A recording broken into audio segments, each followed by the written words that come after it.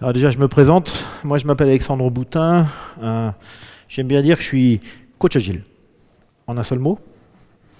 Parce que quand on est coach agile, les gens du coaching vous regardent avec un mauvais œil. Donc moi, je suis coach agile. C'est un nouveau mot, donc je mets ce que je veux derrière. Et je suis tranquille. Voilà. C'est important. Donc voilà, donc je m'occupe effectivement d'agilité depuis pas mal d'années. Je suis tombé dedans il y a une petite dizaine d'années, quand j'ai eu la chance de faire ça à grande échelle, quand je travaillais pour Yahoo à l'international. Voilà. Et puis je suis indépendant et je fais pas mal de choses, et en particulier, je m'intéresse depuis quelque temps à des évaluations. L'agilité évolue. On a eu l'époque du buzzword où les gens se disaient ouais, c'est n'importe quoi, ou c'est le truc à la mode, mais qu'est-ce que vous aurez après? On voit de plus en plus d'agilité qui se mettent en place. J'utilise bien le terme agilité pour que ça reste le plus large possible. Agilité qui se mettent en place, etc. Et je suis de plus en plus sollicité effectivement par des sociétés qui regardent un petit peu, qui aimeraient savoir où elles en sont. Et donc l'idée, c'est ça, c'est voir un petit peu comment on pourrait structurer tout ça.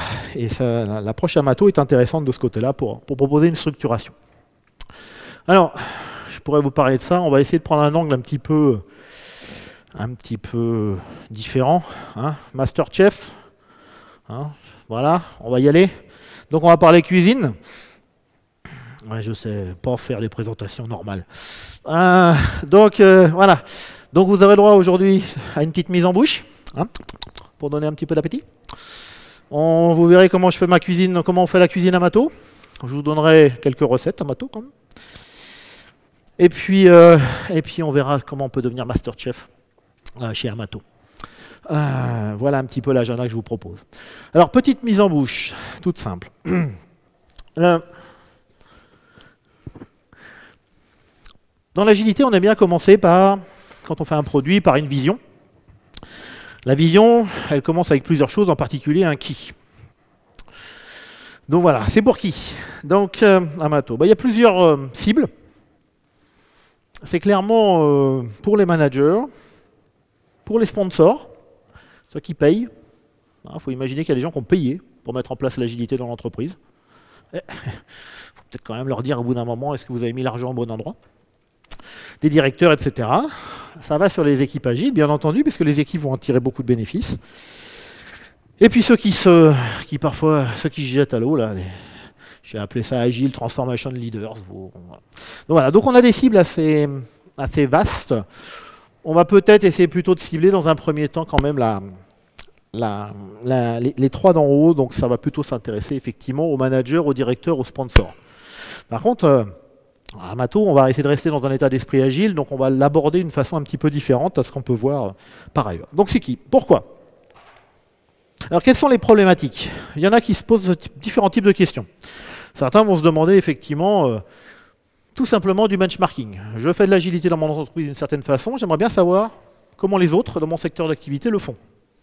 Est-ce qu'ils sont au même niveau que moi? Est-ce que je suis en retard sur un endroit? Est-ce que je suis en avance sur d'autres? Où est-ce que je pourrais mettre comme ça des moyens? Ou est-ce qu'il faut que je pousse ou que j'attende un peu parce que là j'ai déjà bien investi, c'est pas besoin d'investir plus. Donc voilà, première cible quand même autour du benchmarking qui semble intéresser du monde. La deuxième cible, effectivement, c'est une cible plus concrète. C'est très intéressant d'aller dans les entreprises quelques années après le passage à l'agilité en demandant mais pourquoi êtes-vous passé à l'agilité? Et très souvent, vous avez des sponsors à qui on a vendu un truc plus ou moins vrai, je n'avais pas dit que c'était faux, mais on leur a vendu quelque chose, ou alors ils se sont fait leur propre idée aussi de ce qu'ils allaient attendre, tirer comme bénéfice. Donc effectivement, et parfois, on n'a pas obtenu tous les bénéfices qu'on attendait. Alors du coup, la question se pose, est-ce que c'est un problème d'agilité? Est-ce que c'est un problème où on m'a peut-être vendu un truc qui n'est pas vrai? Il y a peut-être plusieurs hypothèses, mais c'est une question que moi j'ai entendue, clairement. Donc on se pose aussi des questions. Voilà, je progresse, je vois que ça marche mieux. Alors, je n'ai pas forcément des indicateurs, mais je vois que ça marche mieux. Moi, j'aime beaucoup les indicateurs, la banane. À partir du moment où les gens ont le sourire, c'est une bonne façon de savoir si l'agilité marche dans votre entreprise. Surtout si avant, il faisait la gueule. C'est quand même un bon KPI. Voilà, mais qu'est-ce que je dois encore améliorer? Ce n'est pas en termes de benchmarking. Là, je ne cherche pas à me comparer, je cherche moi à me dire où est-ce qu'il y a encore des leviers d'amélioration, où est-ce que je pourrais me développer. Tout simplement, des gens aimeraient bien aussi se dire, bah, tiens, j'aimerais bien avoir un état des lieux actuel, parce que j'ai des chantiers d'amélioration, j'ai des gens qui sont en transverse, j'ai des équipes qui s'occupent de la transition agile, etc. Et j'aimerais bien savoir, dans 1 an, dans 2 ans, avoir de nouveau un état factuel de la situation pour voir si j'ai progressé ou pas progressé, pour mesurer, en particulier mon ROI, puisque j'investis sur des équipes transverses, etc. Je voudrais savoir si j'ai récupéré mon investissement. Donc c'est du benchmarking, si vous voulez, mais dans la même société et plutôt dans le temps. Et effectivement, la dernière chose, tout simplement, c'est parce que parfois, il ne faut pas hésiter à regarder où ça marche bien, quoi, et se dire, ouais, là, on est bon. Donc pourquoi pas utiliser Amato pour se dire où est-ce que je suis devenu vraiment excellent, qu'est-ce que là où l'agilité m'a apporté tout ce qu'il fallait. C'est vaste, c'est trop vaste. C'est clair qu'aujourd'hui, Amato va plutôt chercher à se positionner sur les 2 premières parties, qui sont donc effectivement le benchmarking et la vérification de l'obtention des bénéfices. Vous savez, dans un projet agile, on est bien obligé de faire des choix. D'accord ? Donc il faut réduire un peu. Donc mémorisez ça, parce que j'aimerais bien à la fin que vous me disiez si vous pensez que la cible est la bonne. Alors, c'est quoi Amato? On a fait qui? On a fait pourquoi? On fait quoi? Bah, c'est une démarche pour évaluer l'agilité, c'est clair, des équipes, des organisations.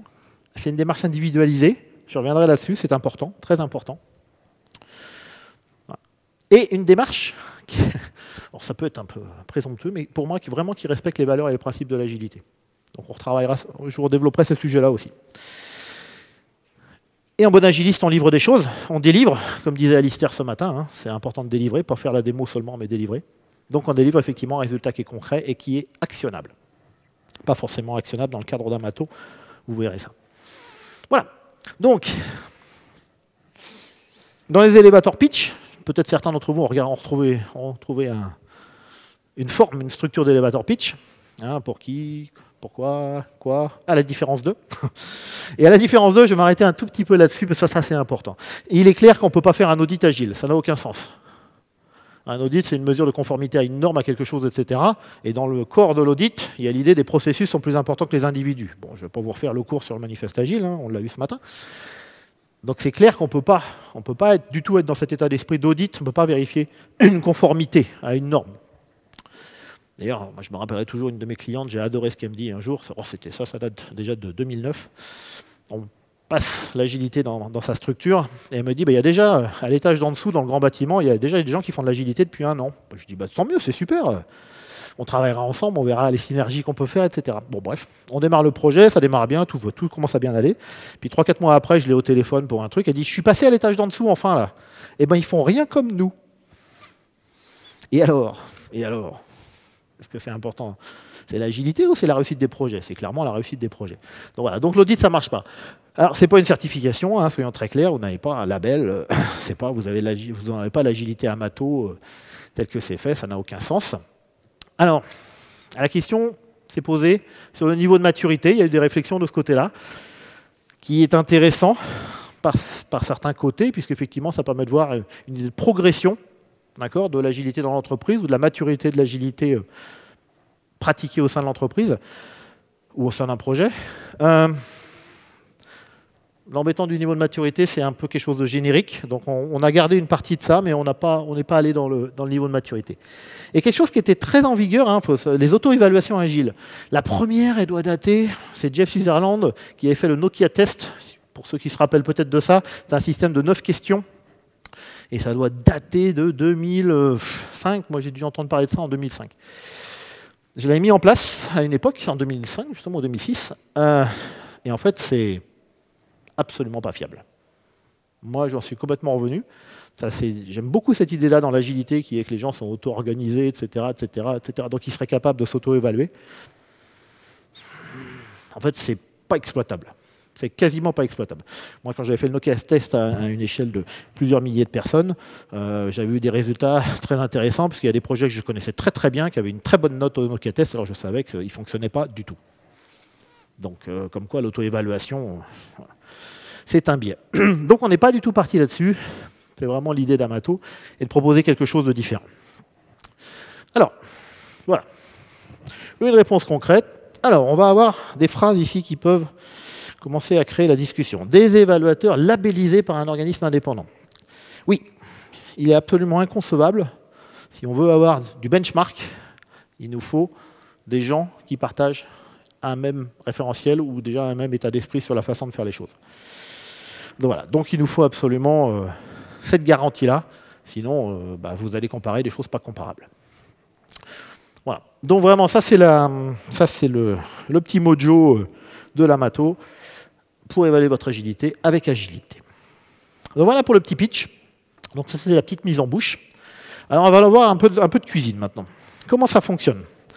Comme dans une cuisine, on va d'abord faire les courses, puis après on va préchauffer, puis après on va cuisiner, puis on va manger.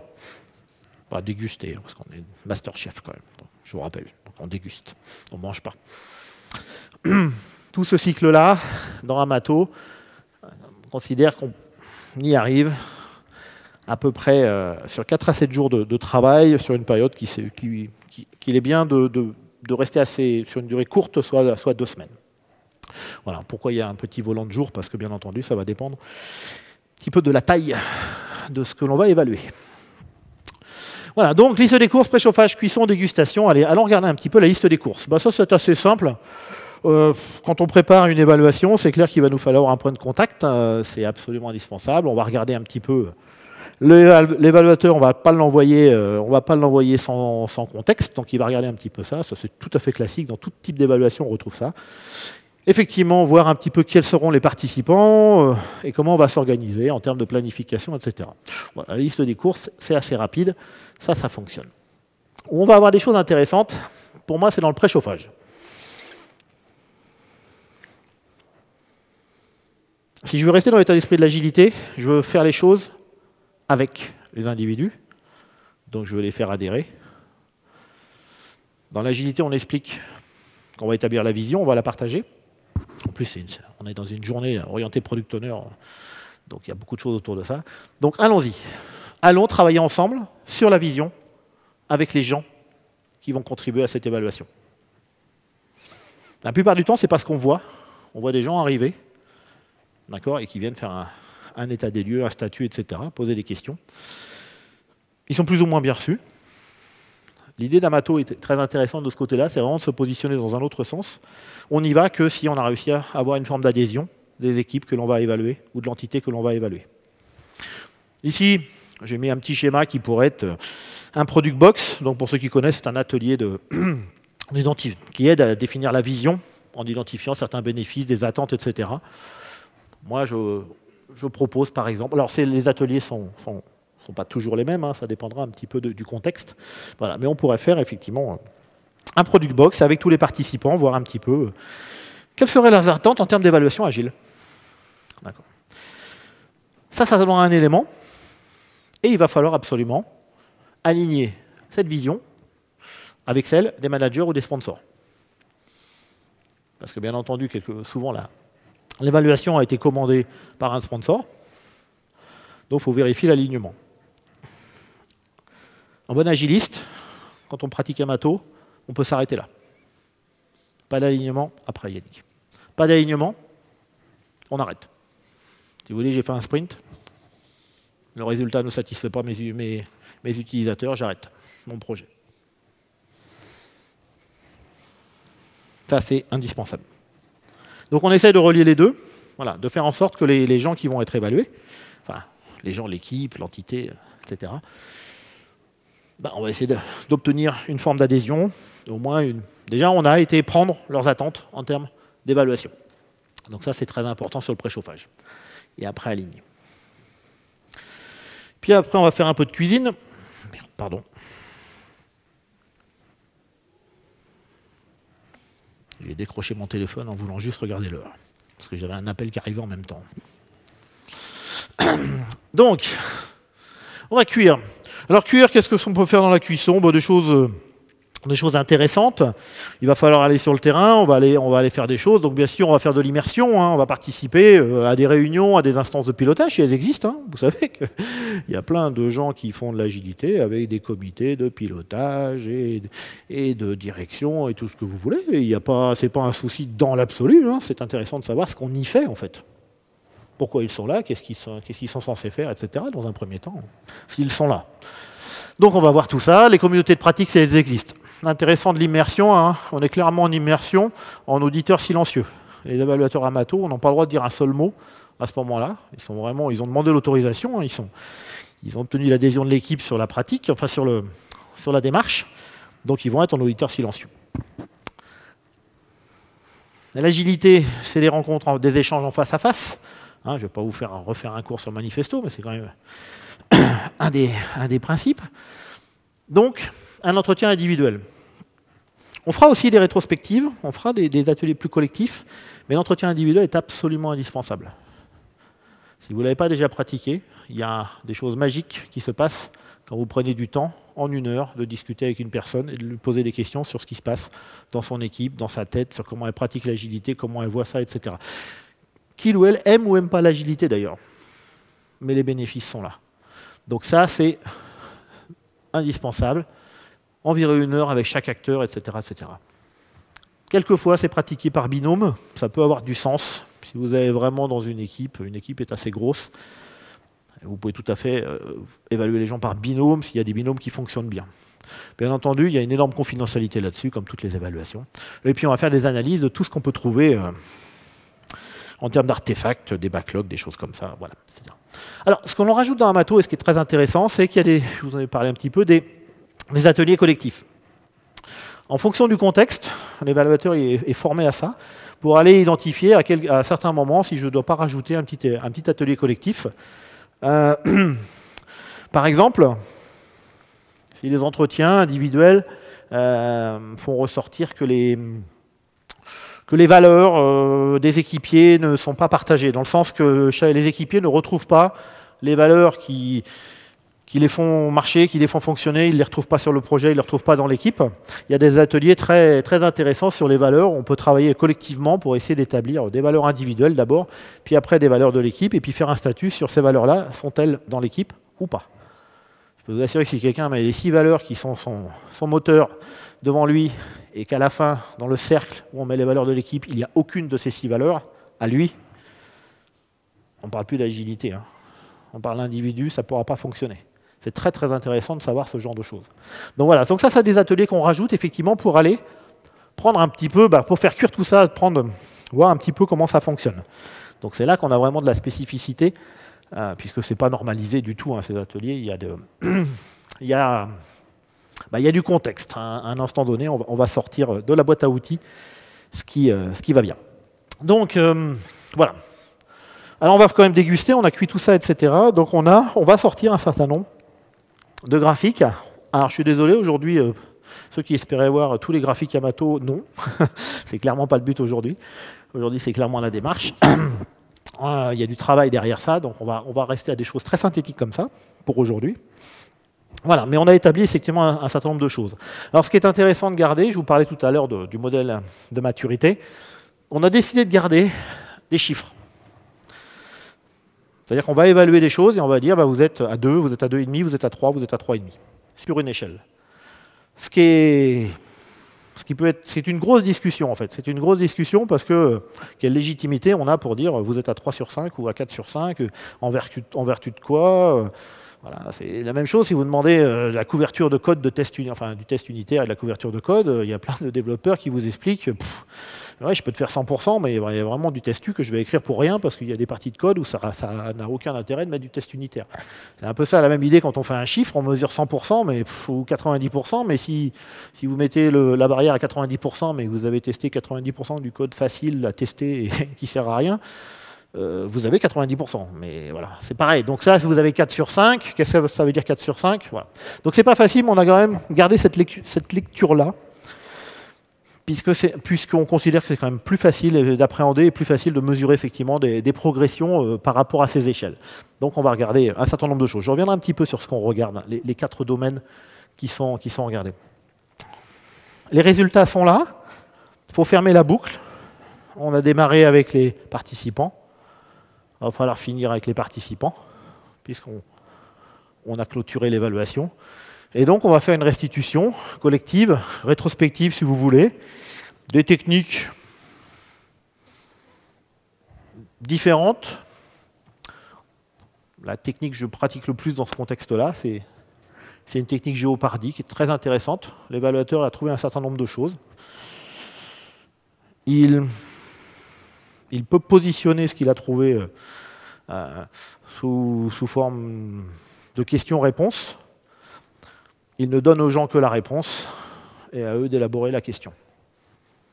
C'est très très intéressant ce que vous pouvez obtenir d'une équipe quand ils cherchent la question à une réponse qui est par exemple pas tout le temps.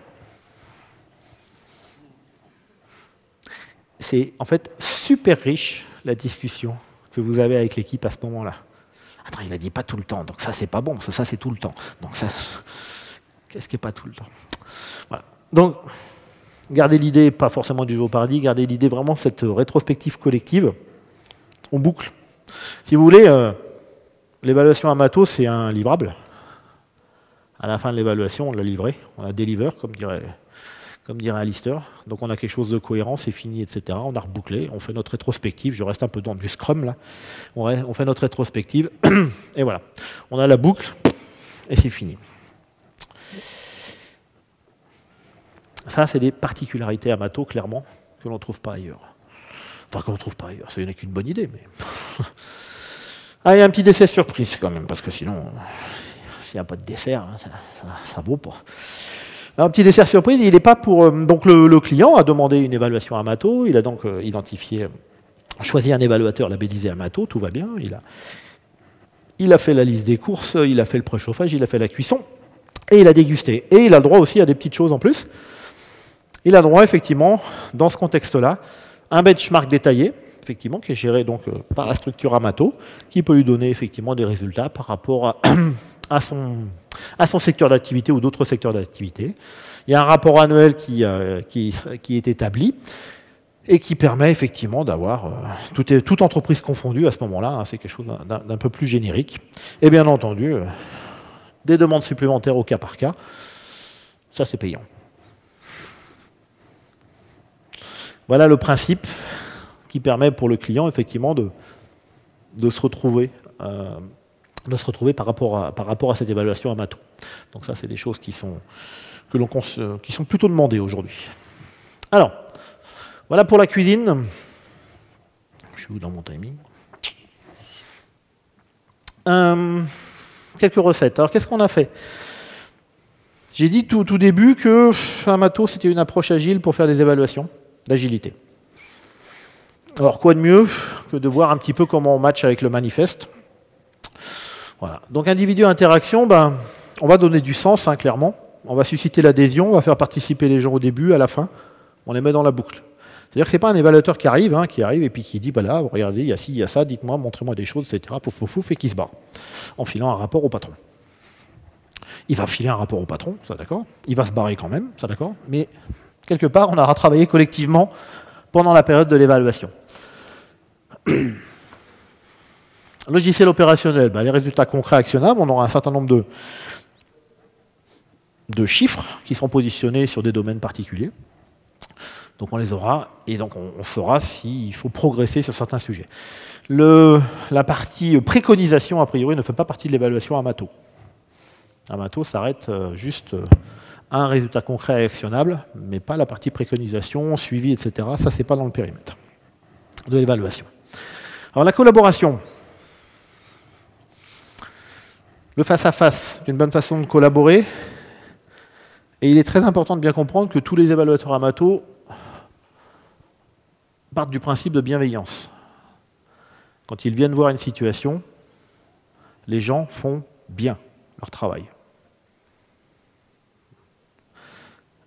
Je le dis doucement et je prends un temps, parce que je ne l'entends pas assez.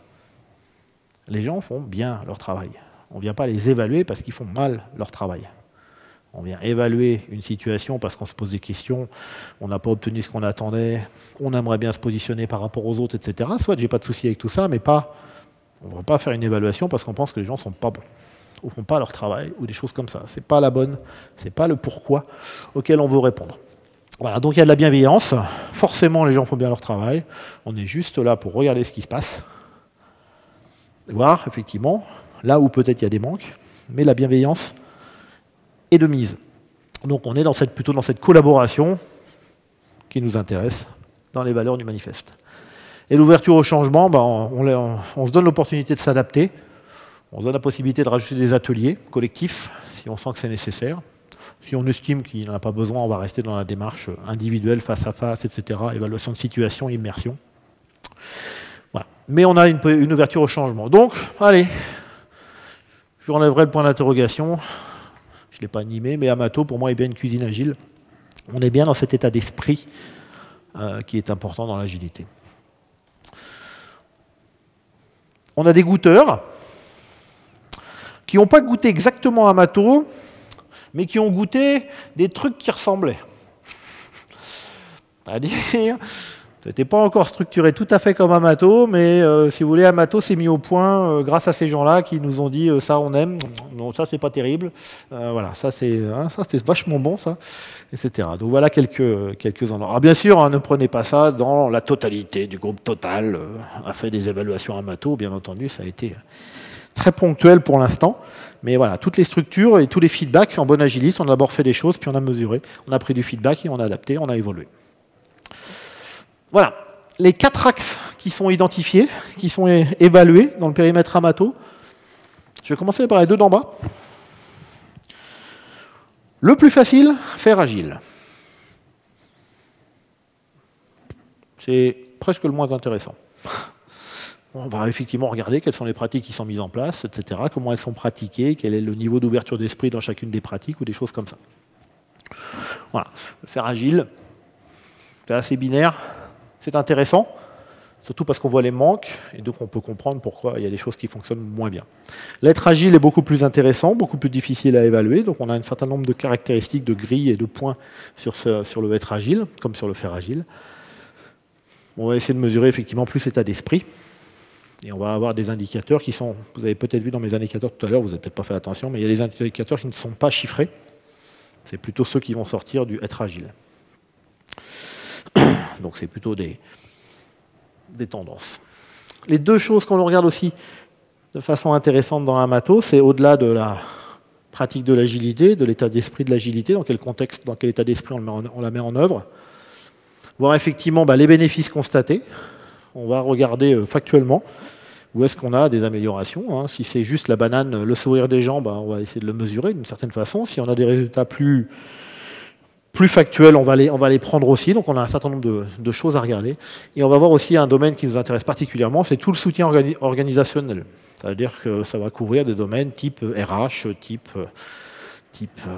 achat, finance, tout ce que vous voulez, mais tout ce qui influence quelque part l'équipe ou le projet. Voilà, il y a des relations avec tout ça. Donc on va regarder dedans ce qui coince, ce qui peut freiner, ce qui fonctionne bien, tout ça. Voici les 4 axes qu'on va regarder.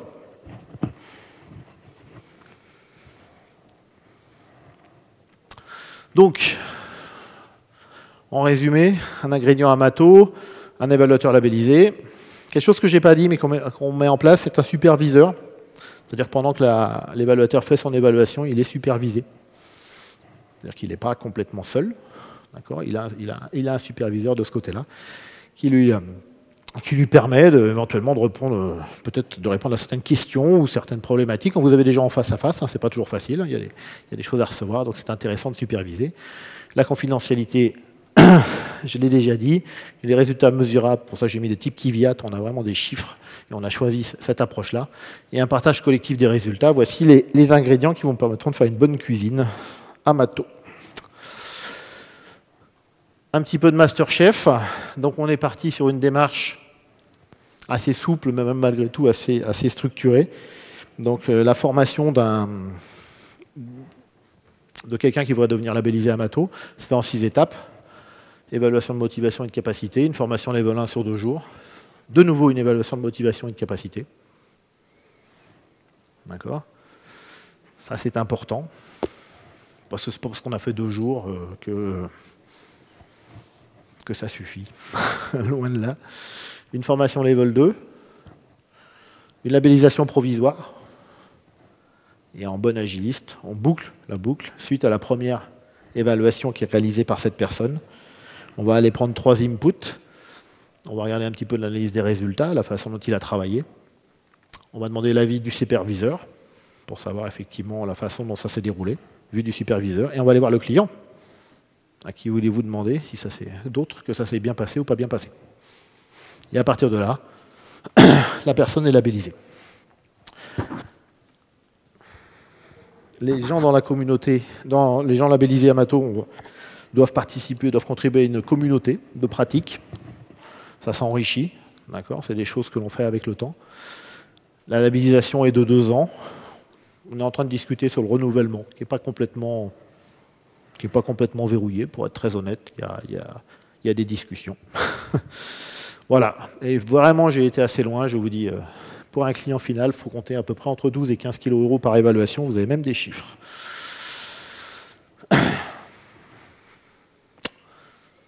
Voici ce que j'avais à vous dire sur les évaluations Amato. Il y avait une question tout à l'heure. Est-elle toujours là?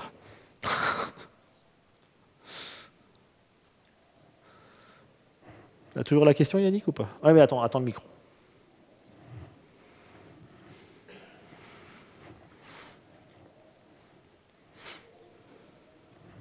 Oui, si on peut revenir juste sur un de tes premiers slides, donc ça fait loin, mais voilà. Là où tu disais, on fait un atelier avec les équipes et après on essaye de mettre en phase avec la vision des sponsors. On aligne la vision avec les sponsors, oui. Voilà. Moi, je posais juste la question on ne peut pas mélanger les sponsors à l'atelier en même temps ou... En fait, les sponsors sont souvent à l'initiative. Oui. Donc, eux ont un objectif. D'accord?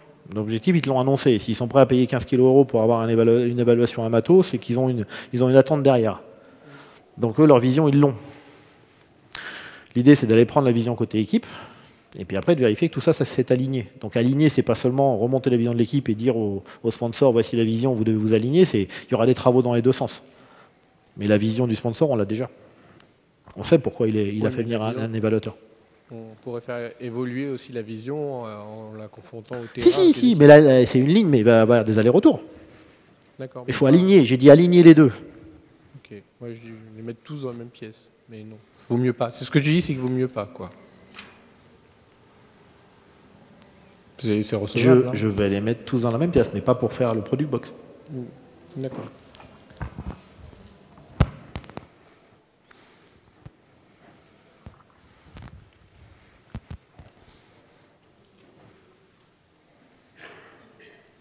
Soit je vous ai endormi, soit je vous ai convaincu, soit ni l'un ni l'autre, je vous ai ennuyé. Oui, j'aurais une petite question. Si on prend l'axe, un des 4 axes que vous analysez, faire agile, typiquement, d'une équipe à l'autre, les process mis en œuvre sont différents. Et Alistair le disait très bien ce matin, il y a des pratiques cœur et puis des pratiques, on va dire, cosmétiques. Dans ce cas, comment quantifier ? Les pratiques cosmétiques n'interviennent pas dans avec les mêmes poids dans les coefficients, dans les chiffres. D'accord. C'est pour ça que c'est compliqué de sortir juste un chiffre et un Kvyat à la fin. On a discuté, on a quand même choisi de rester dans ce modèle-là, qui était le modèle peut-être le plus lisible, avec le défaut, comme je vous dis, vous voulez 90% de testu, vous pouvez peut-être pas du tout tester la partie critique, mais voilà. Donc il y a forcément le chiffre en lui-même, il y a un certain nombre d'informations dessous qui décortiquent tout ça et qui expliquent entre les pratiques cosmétiques, alors je ne sais pas si c'est le bon terme, oui, mais pas qui ne font pas cœur. Mais... C'est quoi le terme là, des petits crustacés qu'il a dit ce matin? Oui, j'ai pas retenu, c'est pour ça que j'ai dit cosmétique. J'ai des crustacés là. Enfin, ouais. Voilà, oui, tout à fait. Mais par exemple, vous prenez en compte, par exemple, je prends l'exemple d'un burn-down chart, même si c'est pas forcément indispensable, vous le prenez en compte quand même. Alors ça dépend lequel? Au niveau, on va dire au niveau release. Ah, celui-là, oui. Oui. Burn-down chart d'équipe vaut rien. Oui, ça marche. Merci. Voilà. Il n'est pas comptabilisé. C'est pas qu'il vaut rien. Burn-down chart de l'équipe, du sprint. Bonjour. Bonjour. Oui, donc par expérience, on voit bien vous avez parlé de résultats actionnables à la fin, tangibles. Moi, je vois bien dans un audit CMMI ou ISO, à la fin, j'ai des actions, des trucs, des leviers en tant que manager. Je vois pas bien là ce que j'ai en sortie d'actionnable. Ah, alors c'est peut-être juste un problème de définition. Pour moi, j'ai un état des lieux, donc j'ai mes points forts, j'ai mes points faibles. Je sais ce qui s'est passé. Donc, si j'ai la liste de mes points faibles, et donc je peux actionner. Pour moi, actionnable, je l'ai pris dans le sens, comme je connais mes points faibles, je peux lancer des actions par rapport à la résolution de points faibles. Ou pas, d'ailleurs. Mais ils sont actionnables, je les ai identifiés. C'est dans ce sens-là que j'ai utilisé le mot actionnable. Je ne sais pas si c'est qu'un problème de... Je ne sais pas si je réponds. J'ai compris que c'est pour moi plutôt un problème de définition. Je vous ai bien dit, après, il n'y a pas de souci pour pouvoir faire pour après accompagner le client pour mettre en œuvre un plan d'action, faire un product backlog de plan d'action, etc. et de suivre tout ça. La question qu'on n'a pas, pour être honnête encore, on n'a pas résolu aujourd'hui, est-ce qu'il y a une exclusion entre la personne qui fait l'évaluation à Mato et la personne qui peut faire l'accompagnement sur la mise en place des résolutions, sur la mise en place des améliorations. C'est pas clair encore. C'est un peu celui qui fait le cahier des charges, c'est pas celui qui fera la réalisation. Disons que l'idée de décorréler, c'est que l'évaluateur n'ait pas envie de trouver des trucs pour proposer une prestation derrière. C'est ce qui nous pousserait à décorréler, à interdire en fait que l'évaluateur Amato puisse faire l'accompagnement derrière. En discussion encore. C'est assez jeune, hein. Ouais. Donc, tu cherches des évaluateurs potentiels? Ah, c'est ce que je comprends de la fin de la présentation. Ah ben, c'est ouvert à tout le monde. Et il y a un code d'éthique pour faire partie de ce groupe? Déjà, un entretien de motivation, une évaluation de motivation et de capacité, effectivement, il y a une charte éthique par rapport à ça. Voilà. Et puis derrière, on a une supervision, donc une vérification de tout ça. Mais oui, dans l'absolu, oui.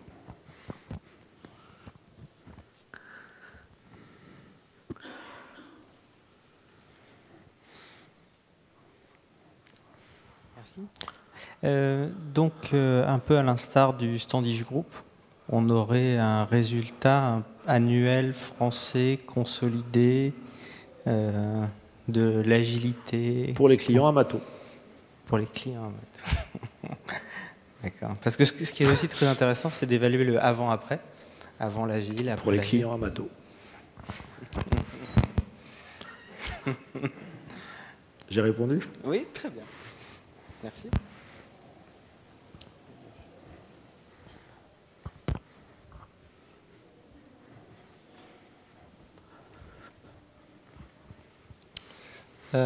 Sur la supervision, tu pourrais développer un petit peu, est-ce que le superviseur c'est un mentor, est-ce qu'il est présent sur site, est-ce qu'il fait partie de la même organisation que l'évaluateur? Non, il fait partie d'Amato. Et donc les évaluateurs Amato ne font pas partie d'Amato, il y a une structure Amato qui existe, d'accord, avec des gens à l'intérieur, ceux qui par exemple sont capables de donner les formations, etc., évaluer, etc. Ça, c'est des gens qui ne font pas d'évaluation. D'accord, donc ils sont superviseurs. Donc normalement, il n'y a pas de conflit de ce côté-là. C'est une partie de la réponse à la question. Et après, sur la forme, comment ça en pratique? Est-ce que c'est une personne qui est à distance et j'imagine pas comment ça peut se passer. Oui, ça sera majoritairement à distance. Forcément. On ne pourra pas être présent partout.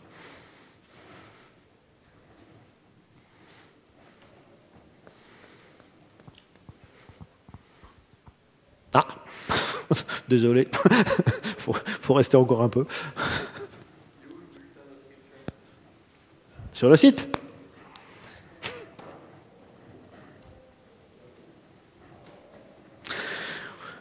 Je vous remercie beaucoup pour votre présence, toutes les questions, et bonne fin de conférence.